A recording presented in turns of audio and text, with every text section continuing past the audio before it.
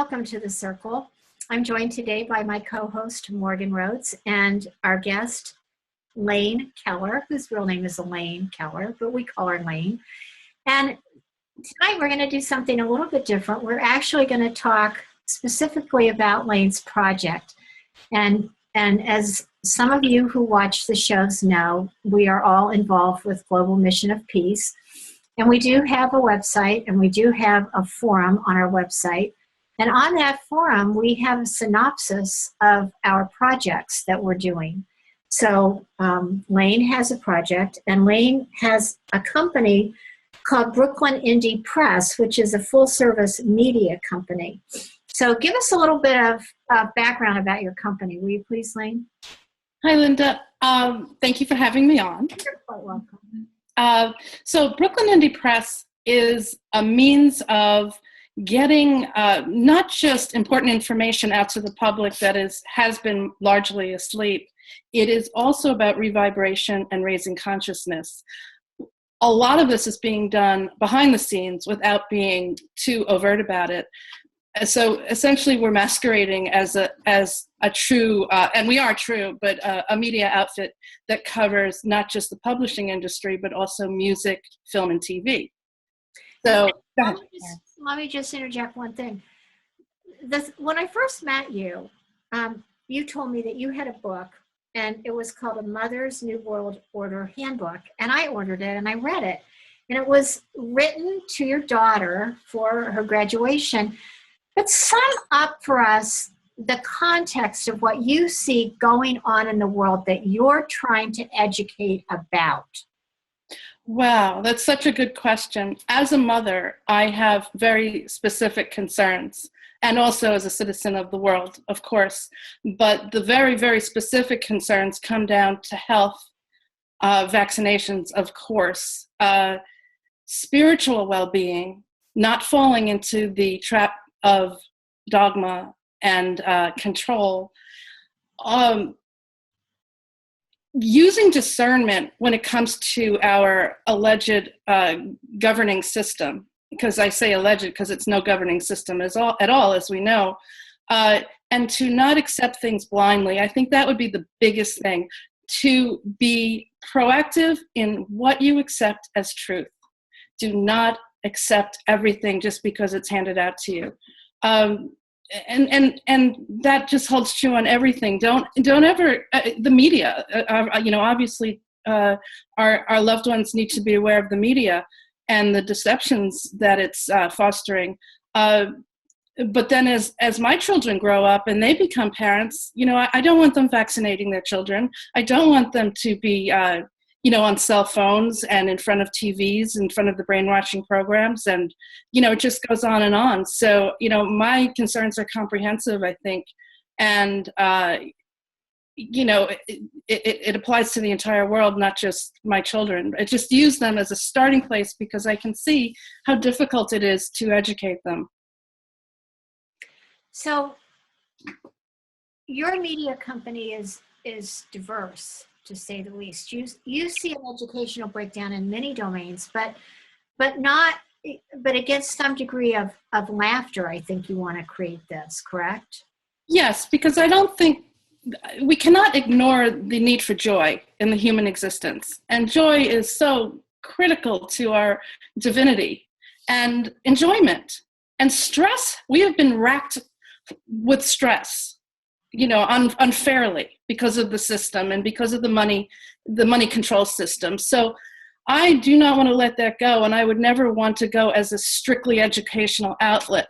Yet, every single thing that I have my hand in must have an underlying reason for being.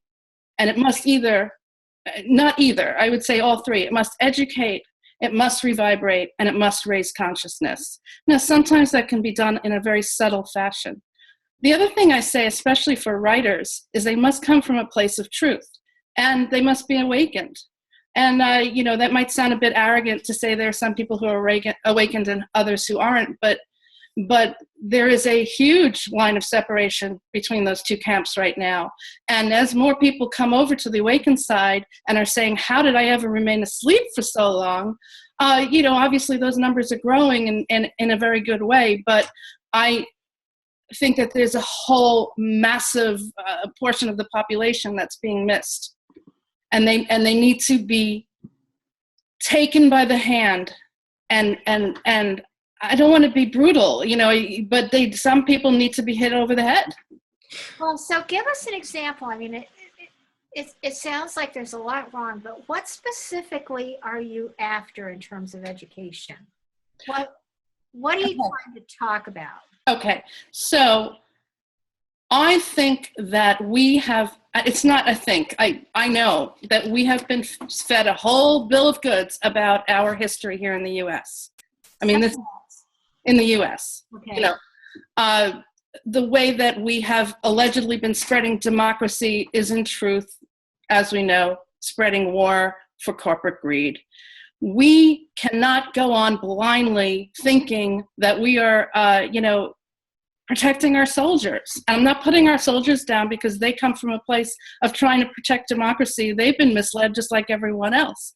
But to not know our true history is criminal on our parts, because if we don't know what we are doing out there in the world for real, then we're complicit. You cannot claim innocence, and you have a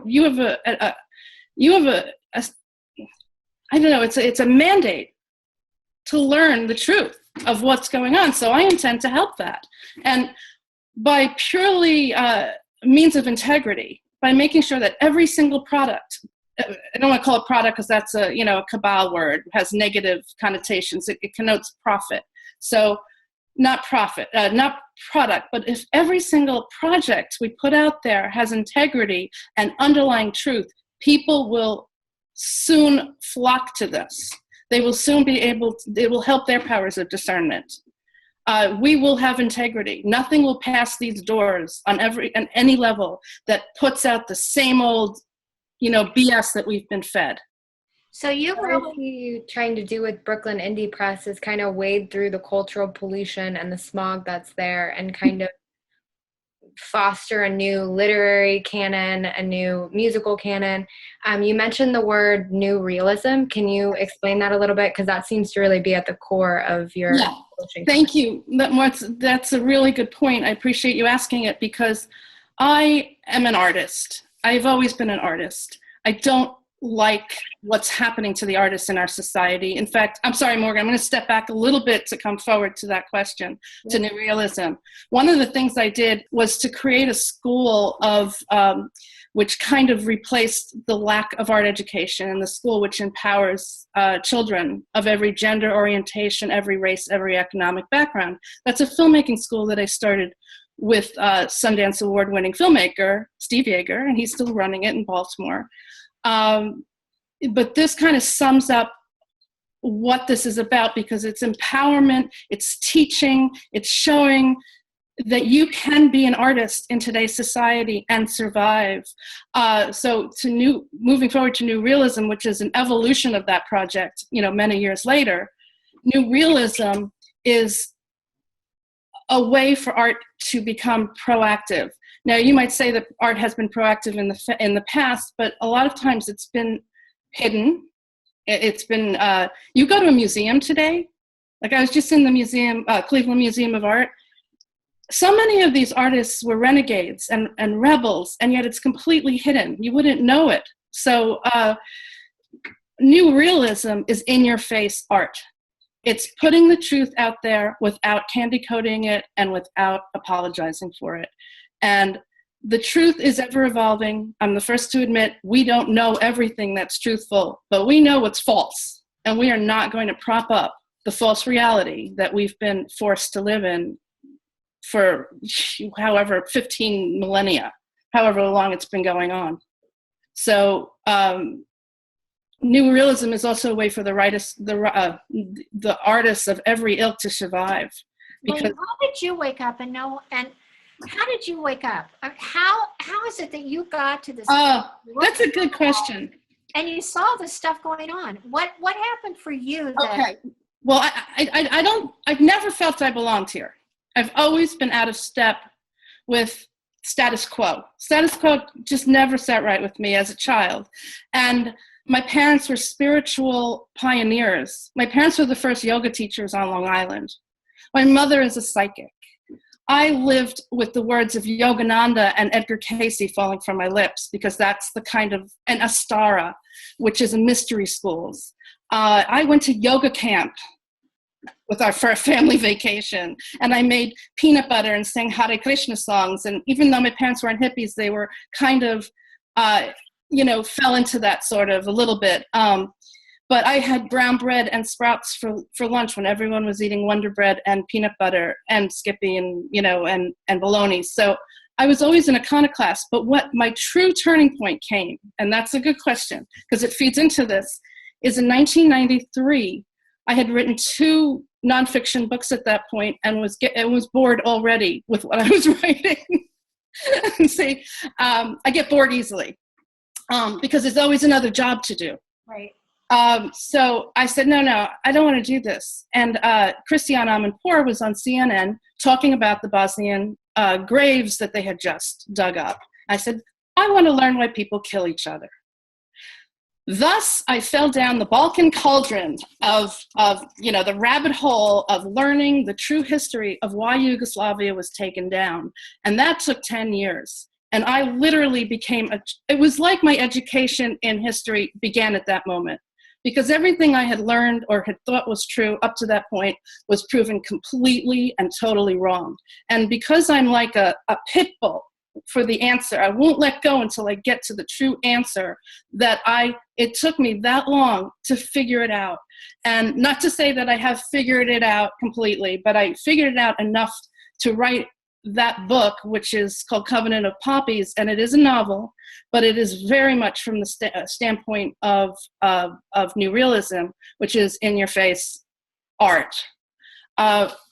So that's when my world history awakening began. Then it progressed further with, I had a very unusual partner for nearly a decade who was extremely awakened. And I went real further down the Project Camelot road, the whistleblower, the MK Ultras, every deception that grips this planet. David Icke, Alex Jones in the beginning, before he became a true rabble rouser. He's always been a rabble rouser, but I think he is too pro-violence. But I appreciate what he did because Alex Jones was responsible for awakening a very large portion of the American public.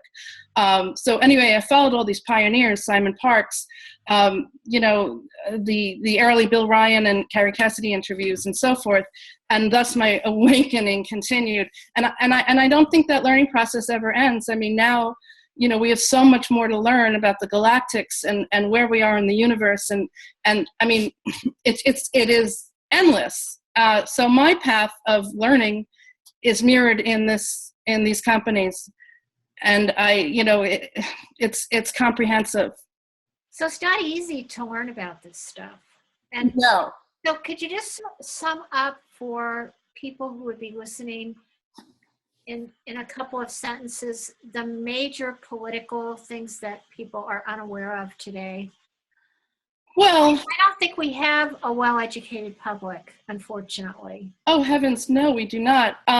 Sadly, because recently I started getting involved in Facebook, which I had avoided at all costs until all the GMO people started getting on, and I'm thinking, well, actually this is pretty interesting now. But you can see where people's heads are in terms of the political race. So let's start with that. Republicans and Democrats are the same. They are funded by the same people. Now, why would you put money on one horse? Okay? That's a very good way to look at it. Okay? Why? There has never been a war where one side was backed. The money brokers have backed both sides since the beginning. So back to our political system, what we're seeing now is a farce. It's a sham. It's a charade. It's a pageant. I don't know. I'm running out of words, but you get the idea. I do not vote. I will not vote, because to cast a vote is to cast a vote for the system. But I will go in and abstain. Okay, so I know Bernie Sanders is wonderful. I love everything he says. But I know that he is still being propped up somehow, some way, because he wouldn't be out there if he wasn't still part of the system some way. So I'm skeptical. And if I was forced to vote, I would absolutely vote for him. And probably will vote for him anyway, okay, just because he's so wonderful and all the things he says are so right on. But our political system has to go completely. It's just, it is not a system that works for us on any level. But when you say it has to go, is there something that we could do to start with, like term limits? Term limits, no campaign funding. No campaign funding. I mean, none at all. And they shouldn't be allowed to campaign while they're in office. You know, I mean, if I did a study on the political system, all right, I'll come up with some ideas, but that hasn't been my focus. I just know that what we're watching is a sham. So what do you think your main focus is? My focus is, and I've known this since a young child, is to canvass and disseminate information. I was told that as a psychic, by a psychic when I was probably around 5, and I've never forgotten it. And that it has held true. So I am knowledgeable about an extreme breadth of material, but I don't know the details. Right. Okay, so I can talk fairly knowledgeable, and I know most things, you know, about most things, but if you drill down to the, you know, the nitty gritty, I certainly have to give way to the experts on that, because if you say how to fix the political system, I'll find the right person who knows the answers, but I don't necessarily have those answers. Now, you mentioned that you had something called Truth in 10. Yeah, this is a pet project, and the reason it came into being is because I like to solve problems, and one of the problems is we are deluged with material. Those who are awakening don't know where to go, because not only is there so much stuff out there, but it's been polluted and infiltrated. You know, once they got onto the fact that the internet was an instrument of awakening, they started polluting it, you know, and compromising it. And they employ hundreds of thousands of people to sit there and just throw crap out there onto the internet that that is not truthful. You know, and then there's the trolls. But anyway, so back to Truth and Chance. So where do people go? So I figured there's so many wonderful people out there giving information. So first of all, we get a stable of writers, active writers who are activist minded or have passions, you know, in certain areas. And we sick them on the truthful, we let them go on the truth tellers. So let's go to Simon Parkes, because he's fairly well known, and he has a tremendous amount of material out there in videos. But his videos are 3 hours apiece. And I've probably seen every single one of them, but I have to make a huge effort to do that, and that leaves me no time for all the other people. So people are not likely, as they're awakening, to go back and listen to all Simon Parkes' material. And Simon, on his part, probably, and I'm conjecturing, doesn't have the time to set pen to paper and to start writing these things out. So I would go to somebody like Simon, whom I respect greatly, or Alex Collier, or, you know, the myriad of people who are out there speaking, and say, I would like to write, you know, a Truth in 10 on this subject. Let's say soul traps, you know, something he talks about, or what your method for past life regression is, or why your material is not polluted when you channel. And these are quick subjects that could be put out there real quickly. They benefit both the source of the information as well as people who are writing. Now, we don't have to just go to these authorities. We can go to any number of places to get truthful information. But the idea is to remain, to have a level of integrity that people can trust us, and to flood the market with the stuff for free or 99 cents. So sooner or later, we'll get to a point where individuals who are seeking answers will know, okay, this is Truth in 10, I can listen to this. and I can follow their sources and see how they came to this conclusion. So Right, because I think what happens is there are a lot of people who want to know. They hear about a secret space program. They hear about corruption in government. They hear about wasteful spending. right. They don't really know where to go to get their hands on the actual information. And I have to tell you, when I look at some of these YouTube videos and they're 1 hour and 40 minutes or 2 hours and 38 minutes, I go, I am absolutely not going to go there. I can't do that. It's impossible. I think you're right. There's a huge awakening going on the part of the public, knowing that we're spoon-fed information and our political system clearly doesn't work, or we would not owe $19 trillion. I mean, it's absolutely horrible. There's nothing is working right. Nothing is working the way it should. And I don't know about you, but I get so frustrated sometimes because to try to talk to people about it, they look at you like you've got two heads. So that's why I was curious when you said you wanted to introduce the laughter into it and people to pay attention to you and really want to focus on fixing some of the stuff that's wrong. If you can give them a Game of Thrones that instead of being about bloodlust and the quest for power, but is factually based in history, but with all the drama and the excitement and the fun and the vicarious experience, I think people would flock to it. And you know what, as far as in a literary sense, the groundwork has already been laid for your kind of new realism following postmodernism, because that's already a huge genre about what is truth, how do we get to it, how do we access it, how do we be objective, what is the difference between what actually happens and the story that's told. I mean, that's kind of already been there for the past 30 years. So, I mean, you're entering into a public that not only just like a public that wants answers, but even just like an artistic and a literary public that are already asking these questions. And it's fun for you to begin saying, all right, well, now we've been asking what is truth. Okay, so let's actually start getting to truth. Right, which is, thank you. That is such an important point. So I want to go back to the artists that's disappearing from our society. They're not nurtured. They're not being supported. You look at a city like New York, which I've been since college days, and I've seen how the artists get squeezed out. One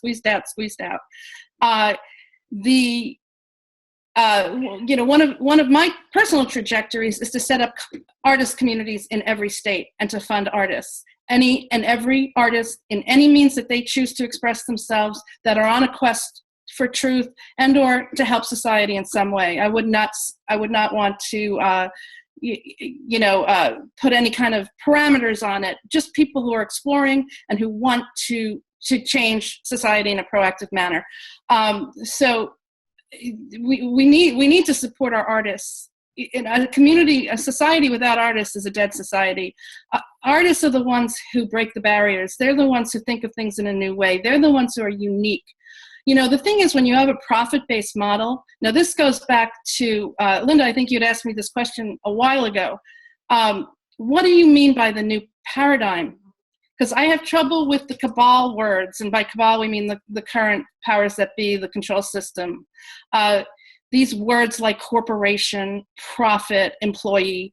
If we can rid ourselves of the profit-based model, and I'm not talking about not being sustainable, because sustainable I think is extremely vital, but to say that we're not beholden to shareholders, we are not beholden to profit, because we figured out how to stay alive and in business in the indefinite future.